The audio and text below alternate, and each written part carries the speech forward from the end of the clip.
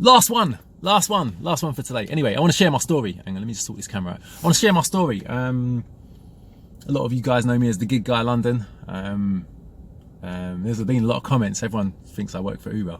I mean, all of a sudden, I'm in the Uber marketing team trying to get people to just kind of jump on board. I don't think I need to do that, you know what I mean? But as I said previously, in previous videos, I'm sharing my story because when I started, I didn't really have anybody to kind of tell me what the potential earnings were or anything, yeah? So let me just share my story briefly anyway, yeah? So I'm 38 years old now. I was born in November 1980, yeah? Makes me 38 as of this month.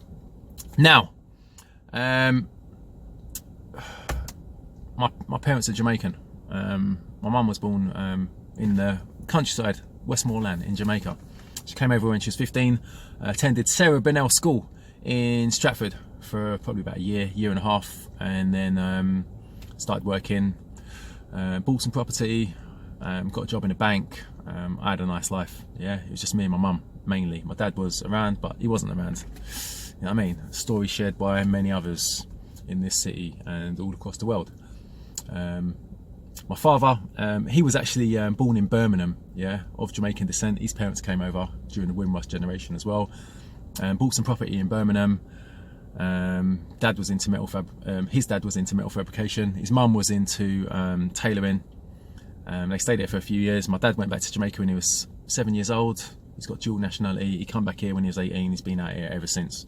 And yeah, I've got an amazing relationship with my dad now. Not so much when I was growing up, didn't really know him, but now I do. Great guy. Anyway, I've got two kids. My son's 14, my daughter's 10 as of yesterday. Happy birthday, lovely. Going to Valencia tomorrow. In fact, I'm going to Valencia on Saturday. Take my daughter shopping and sightseeing and stuff just for the weekend. Then it's back to school on Monday. Anyway, I got two kids. I had my son when I was like 23, just shy of my 24th birthday, and then my daughter followed 4 years later. I was with my partner, the mother of my children at the time, and I was with her for 9 years actually. Things obviously didn't work out because I'm not with her now, but I mean, she's not part of my life, but my children still are. So at the age of probably, I think 33, I separated from the mother of my children, and I found myself still in a full-time job. I work in social care for a borough in North London with teenagers in care. I do outreach in the community, and I work in children's homes, etc, etc. I've been doing social work for about coming up to 18 years. It's going to be 18 years in December 2018. Okay, so a long time. But at the age of 33, I found myself with limited savings in shared accommodation.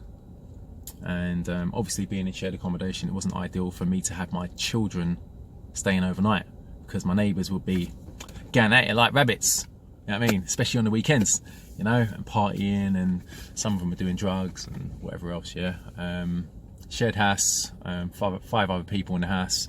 It's not really an ideal environment for children to be sleeping over, yeah. And it was just me in one room. There's a lounge area, but obviously shared by the other housemates, the other tenants in the house.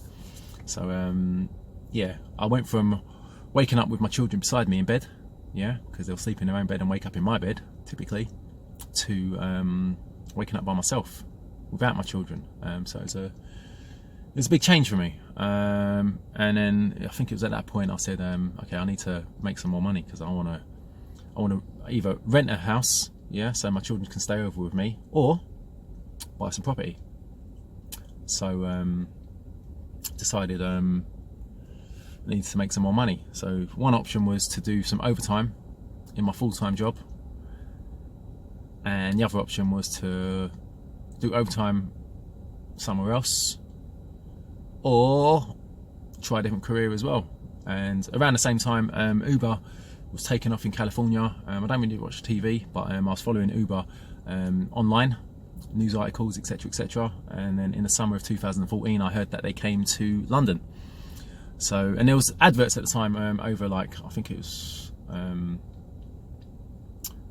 know if it was YouTube or Facebook, you know what I mean, but online there was little adverts everywhere saying you could earn between like £1,000 and £1,500 a week driving for Uber, and so on and so forth. So, I mean, I was giving it some consideration. At the time, I had a Vauxhall, like some 1.8 Vauxhall, but it had like 1,000 miles on it, and not 1,000, 100,000 miles, just over 100,000 miles, and gosh, one of the cylinders, one of the pistons went, I think. So I was running on 3 cylinders, and yeah, it just needed to go. One of the seals was kind of leaking, so it was 3 cylinders. I didn't really want to start repairing it all over again, and I decided that yeah, I'm going to buy a new car. So the options were to buy an old second-hand car and just kind of kick it as normal, and sit down for like 6-7 years and try and save a deposit, and buy some property in London, because I didn't really want to leave London, because London's my hometown. But then I said, you know what, I was thinking about driving for Uber, so I'll start taking these random cab journeys. Yeah, it's little £5 journeys, talking to cab drivers.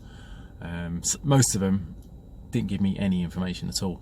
They weren't telling me anything about their potential earnings and what it's like doing a job, etc., etc. And I was trying to get some information, because I didn't really want to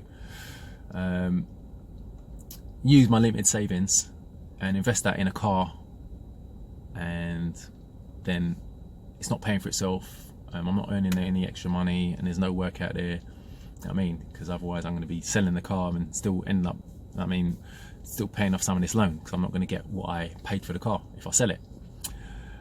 So yeah, there's a couple of drivers, they kind of gave me shreds of information, little bits and pieces. So that's what I went off, actually. So applied for my license. Whole process took me about 3 months. License came. When the license came, I already knew what car I was going to get. I knew where I was going to get it from. So the day after my license came, went on to my online app, banking app, took a loan, and went to the showroom, In Shape Toyota, I think it was called. I went there, and I went and bought a car, and then signed up online with Uber, did my onboarding, left my documents there, went back the next day, collected them, and then I kind of, at the time, Uber was in Millbank, yeah, which is between Lambeth Bridge and Vauxhall Bridge, Millbank Tower. So I went there, gave my documents in, collected them the next day, ran back to the train station, I think it was Pimlico train station, took the train back to North London, jumped in my car, and they gave you a little iPhone 5C. Oh, they were so crap. They used to discharge when they were on charge in your car. You know, it got to a point where I'll be driving with somebody in the car, and then the battery just dies on me, and I can't even end the journey because the battery's dead. So I have to turn the app off, well, turn the phone back on, and have the, I don't even know how I did it, man. You know what I mean? I had to just like sit down for a little while until the phone turned back on. I mean, just trying to charge this phone. It was like really annoying. So I was happy when you was able to download the app onto on Android phone, and use Google Maps, because whatever mapping system they had at the time was horrendous. And then I just started driving for Uber, and it completely changed my life. So instead of just waiting until the end of the month to get paid, I was getting paid once a week, plus I was getting paid at the end of the month as well. So yeah, I haven't been broke since 2014. At the time, I was actually looking at jobs, working with Uber actually as well. In fact, it started off with my cousin. She's like an administrator, and she was looking for jobs. So I said, I'll look for some jobs on the Uber website, but most of them were like tech jobs, you know. I'm not tech qualified at all. I know Word and Excel and all that, but I don't know anything beyond that, and a bit of PowerPoint, you know. So those jobs weren't for me, you know, at all. And evidently they weren't for my cousin either at the time. So so I didn't get a job with Uber.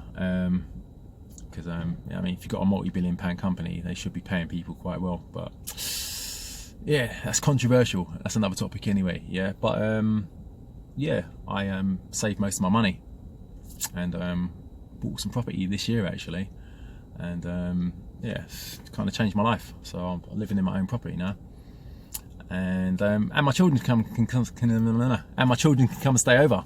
So yeah, it all worked well. And this is like 4 years after I broke up with my missus, mother of my kids, and